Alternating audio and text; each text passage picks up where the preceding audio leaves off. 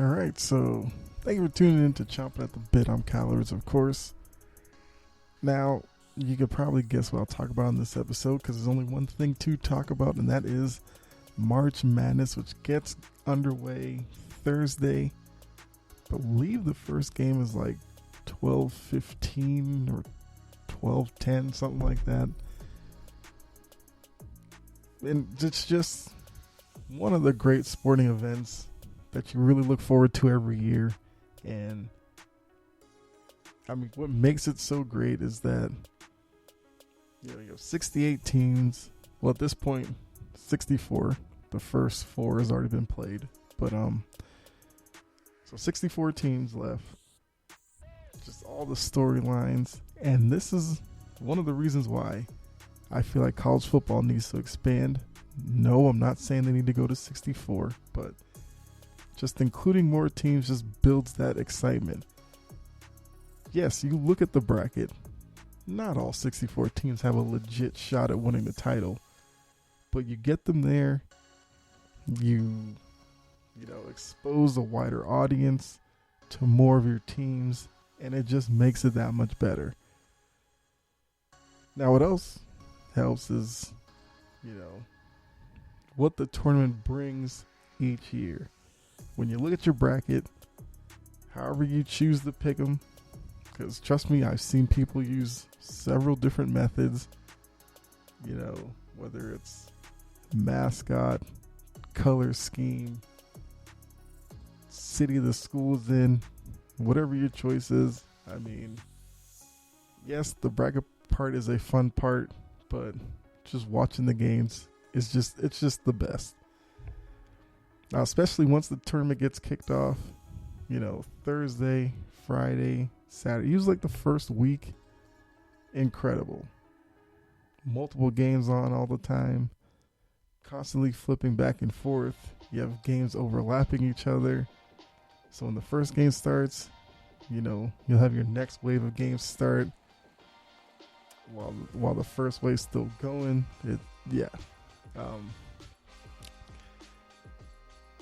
And the tournament, as we've seen in previous years, players become household names based off of Cinderella runs in the tournament, or you have a powerhouse school that people are finally getting to really see. Usually it's West Coast teams. If you live on the East Coast, you don't see a lot of West Coast games because they play late at night. And if you're on the West Coast, maybe you don't see a lot of East Coast teams. But when looking at the bracket, everybody's wanting to find that Cinderella team that will, bust most people's brackets. But if you can figure it out, you are well on your way to winning your pool or whatever. I was always looking at that big leagues, that big name school that may be seeded too low as a team you may want to ride for a little bit, or a team that's seeded too high as a potential upset. Like I said, several ways to do it. This episode, just want to take a look at some things that I saw when I filled out my bracket. Now, of course, I'm not trying to say I'm a college basketball, pro, analyst, anything like that. But from several years of filling out brackets, I kind of have some rules that I like to go by. But like I said, whatever works for you, stick with it. Because if you've done pools with people, the person who usually ends up winning it most of the time isn't necessarily somebody who watches a lot of college basketball. But all in all, it's just fun. So like I said, it's all about storylines for me. Coaches who maybe were on the hot seat coming into the year, make the tournament, probably save their job. Also with March Madness, you get your little side characters. Like you remember a couple of years ago, was it Loyola Chicago with, was it Sister Jean, I think? You get stories like that all over the place. Just great. So like I said, go ahead, take a look at the bracket. So for me, teams I think that are on upset alert tomorrow, Friday, I guess Saturday and Sunday, whenever they play their first game, I'm looking at UConn, because we know that every year you got to pick some 5-12 upsets. That's the golden rule. And they're going up against New Mexico State. Just have a feeling that Connecticut is in a position to lose that one. I will say I've watched a little bit of Connecticut. Haven't watched a lot of New Mexico State, but I don't know. I just have a feeling. New Mexico State, I think I saw them a game with Davidson, and they played really well. They won that game. I know Davidson's not a national powerhouse either, but being that I watch UMass basketball as well as Boston College, I've seen Davidson a few times because they play in the A10. They're a pretty good team, but for New Mexico State, that's a good win. UConn, they play in what's left of the Big East. I think they still call it the Big East, but just makes you really realize you missed the old Big East, but that's for another day. Another team I'm looking at, Alabama. They get Notre Dame, who just won. If you didn't see it, that first 4 game, they beat Rutgers. Went into overtime. Really, really good game. And that's mainly because from the past few years, you notice that teams who play in the first 4, there's usually one of those teams that rides that momentum and wins their opening game. Well, I guess their second game, but the first round. And I think Notre Dame can definitely beat Alabama, especially since, based off what I saw from them playing tonight. I'm looking at a team like USC going up against Miami. I saw Miami play a few times in the ACC, and I think they have what it takes to, knock off a team like USC.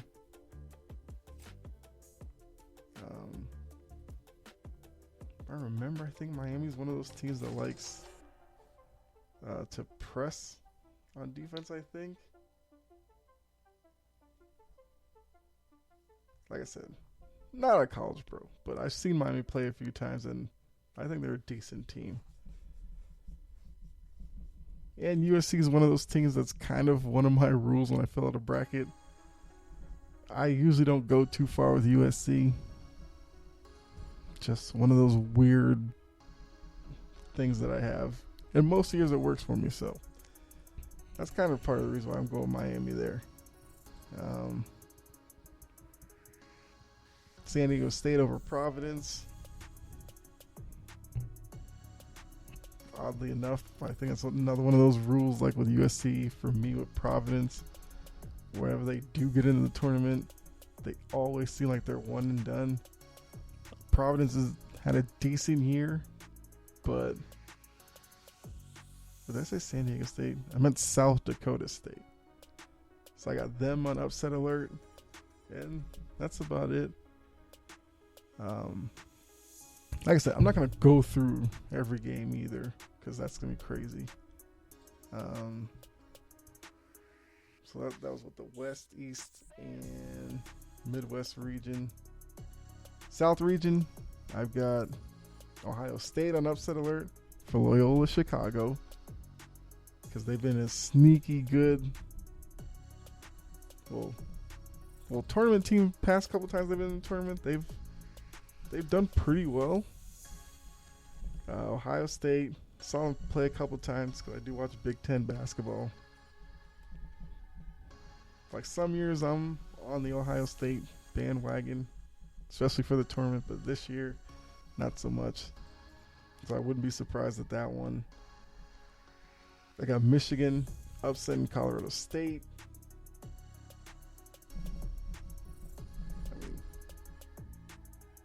I don't know. I figure, they'll get up for Juwan Howard. He's back coaching again. So my only reason for that one. I got Tennessee Chattanooga over Illinois. Once again, saw Illinois play a couple times. Wasn't all that impressed with them. And I think that's all of my upsets there. But yes, that's one aspect of the tournament. Another one, which is going to be probably overarching storyline behind the tournament, is Duke. Because as we know, Coach K is retiring after this season. Which, I mean, that's a big deal. Most people, when you think about college basketball, you automatically think of Coach K. He's probably the first coach you think of. I mean, I know there's others. Tom Izzo and Mark Few out in Gonzaga is a guy that people associate with college basketball. But Coach K, to me, is the number one guy. And had me thinking, like, the best players I saw Coach K coach at Duke. I mean, you're looking at Grant Hill. JJ Redick was crazy at Duke. Jason Tatum.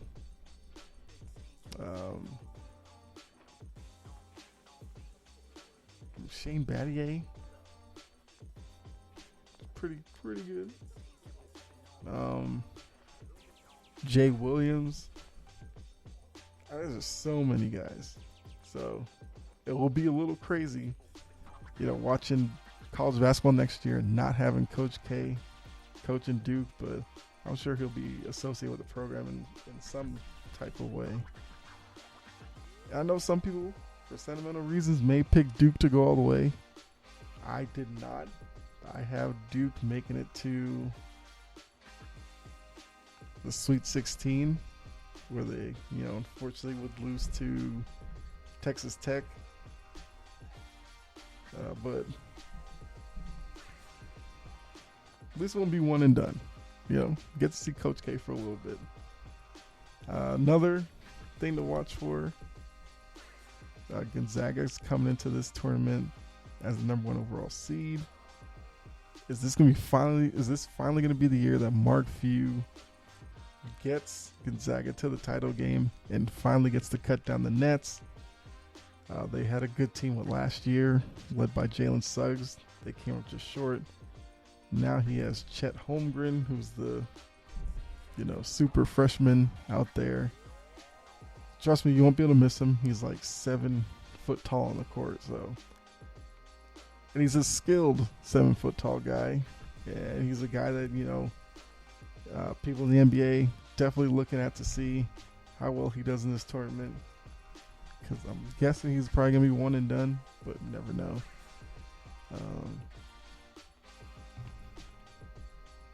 I do have Gonzaga making the Final Four.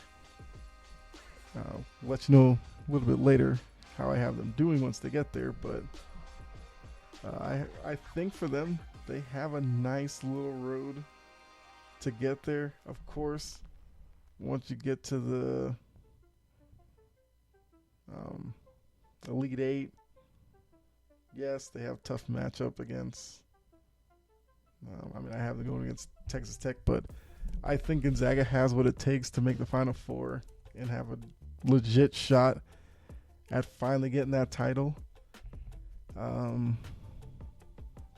Tennessee is a team that a lot of people are watching because some people think that Tennessee at a 3 seed, they're kind of undervalued because a lot of people thought that they could have been in the running for a 1 seed, but should have been a 2. So like I said earlier in the episode, those are teams that you like to look at, because the difference between 2 seed to a 3 seed, I mean, it's a different path to the Final Four. Maybe that path works out for you better. I don't know. I have Tennessee doing pretty well. I've got Tennessee making the Elite Eight. So that'd be a nice little run for them. But I just see Arizona coming out of the South, because Arizona's really talented. And not to say talented teams don't, slip up earlier on in the tournament, but I like their path to the Final Four. So like I said, I got Gonzaga coming out of the West, Arizona coming out of the South. Midwest might be one of those boring regions where you can almost go chalk the whole way through. Like I said, looking at that region, I don't see a lot of lower seeds that I really have a lot of faith in. Maybe Indiana going up against St. Mary's, but I have St. Mary's winning that one. Virginia Tech, Texas, that's going to be an interesting game. You could go either way with that one. Like I said, I've seen Virginia Tech play. They're a tough team. I've also seen Texas play, and Texas is pretty good. But if Virginia Tech were to upset Texas, I would not be completely shocked by it. But ultimately, I have Purdue coming out of the Midwest. I just like the way Purdue plays. They play, good pace, a lot of energy. They have a guard, I think his name is Ivy or something. He's a guy to watch. He plays. He's one of those slasher guards. He likes to get to the rim, but tough situations, he's usually the guy who's gonna have the ball in his hands for Purdue. Purdue is one of those teams that I, for some reason, usually have going pretty deep in tournaments, and for the most part, they've done pretty well for me. But this Purdue team, I think, is a really good one. So I have them, like I said, coming out of the East and making the Final Four. And then finally in the Midwest, I have Kansas coming out of that region. Was a little iffy on that one, because on the other side of their bracket, Wisconsin and Auburn are going to be tough. I have Kansas beating Wisconsin in the Elite Eight to make the Final Four. I have a couple of lower seeds there getting at least a win. As I said, Miami and South Dakota State. So ultimately, my Final Four is Gonzaga, Purdue, Arizona, Kansas. So I have 3 number 1 seeds and a number 3. I've got Gonzaga, Arizona meeting in the national championship. And I actually have Gonzaga winning it all this year. I think at some point, with all the talented teams that Mark Few has had, he's got to win one some year. And I think it finally happens this year. Like I said, would I be shocked if Duke won it all? No. It'd be a great way for Coach K to go out. Arizona, wouldn't be surprised if they won it. I know I have Kansas in the Final Four.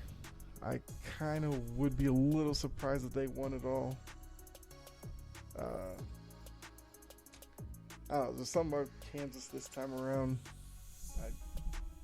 Kansas is one of those teams that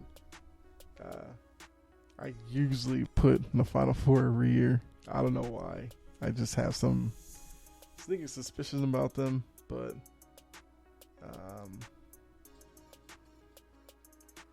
yeah, I don't see them winning it all.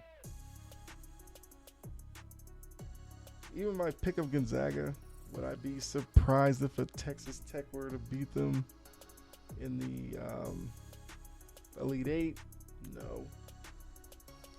But I just think Chet Holmgren is going to have a really, really good tournament this year. And wouldn't be surprised if he was like most outstanding player for the tournament. But and it's not just Holmgren. There's another guy. He was on last year's team. What was it? He's a post player. I know he's like a headband and the hair. I think it's like Drew Timmy, I want to say. Yeah, Drew Timmy. So I was right about that one. He's a really good player too. And Gonzaga, we know they're tough because offensively they're a really, really elite team. And I think they're just going to pose a lot of problems, especially in the West bracket. And even once they make the Final Four, it's going to be a tough one there.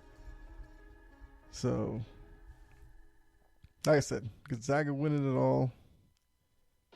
I think my most surprising pick, probably for a team to do better than a lot of people might have, might be New Mexico State. I have them winning a couple of games. I have them beating UConn and Arkansas, ultimately losing to Gonzaga. Like I said, it's a shot in the dark there. I've come to realize that kind of like this new era of the men's basketball tournament, you have to put at least one double-digit seed to win a couple of games, because it seems to happen every year. And my pick this year is New Mexico State.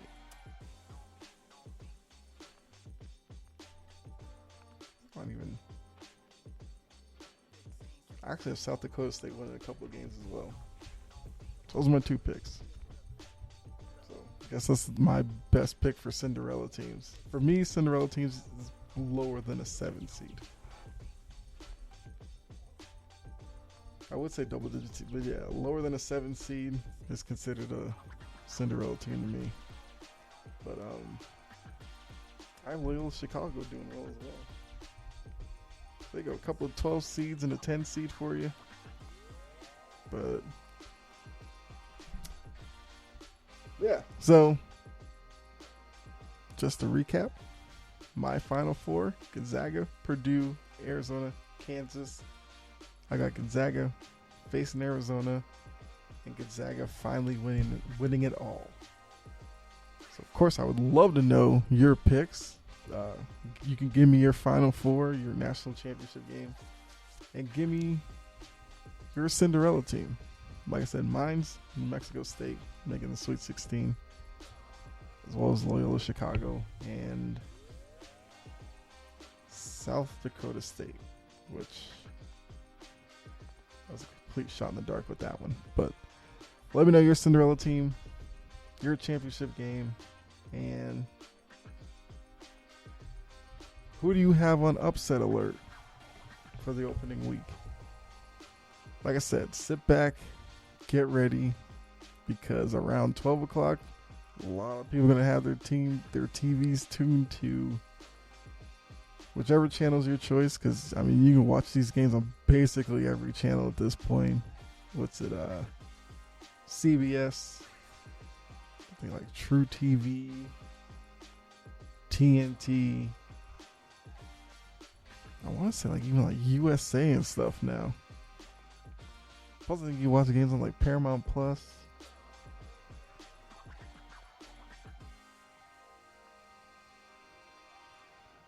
That might be it.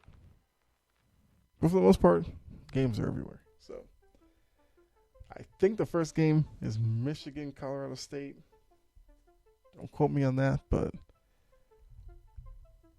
it's going to be a fun couple of days. So hopefully you enjoy it. Hopefully you get a chance to catch as many games as possible, especially working remote as so many people are these days. It's going to probably be even easier to watch so many games, but the fun is about to begin and I cannot wait. So like I said, Let me know your championship pick down in the comment section, or if you want to follow me on Twitter at Chopping Podcast, you let me know there as well. Make sure that you like this episode, share it with a friend, family member, whoever. Subscribe, follow me on Twitter at Chopping Podcast, and yeah, I think that's everything. So be safe out there. God bless. Hopefully you have a great day. Enjoy the games and catch the next episode. All right, I'm out.